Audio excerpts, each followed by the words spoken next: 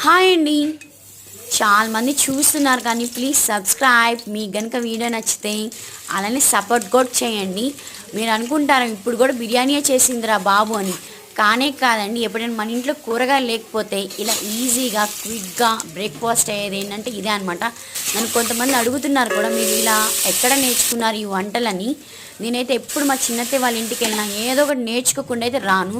అది మంచి మాట అయినా సరే, ఇలా వంటలైనా సరే ఏదో ఒకటి నేర్చుకునే వస్తాను. తను చాలా బాగా చేస్తారు వంటలు బ్రహ్మాండంగా. నేనైతే ఇలా ఒక కుక్కర్ పెట్టేసుకుని దాంట్లో 2 స్పూన్లు ఆయిల్, 2 స్పూన్లు నెయ్యి వేసుకొని ఉల్లిపాయలు, పచ్చిమిర్చి, అల్లం చిన్న పేస్ట్, కరివేపాకు, కొత్తిమీర, పుదీనాకు, బిర్యానీ దినుసులు, నా దగ్గర ఉన్న కూరగాయలు బంగాళదుంప, క్యారెట్ వేసేసుకొని ఒక కప్పు కందిపప్పుకి ఒక కప్పు గ్లాస్ బియ్యం అన్నమాట. అలా రెండు తీసుకొని ఎసురు తగినంత వరకు అన్నమాట వేసుకున్నాక విజిల్ వచ్చేదాకా ఉంచాను అన్నమాట. మీకు నచ్చితే బాయ్ బాయ్.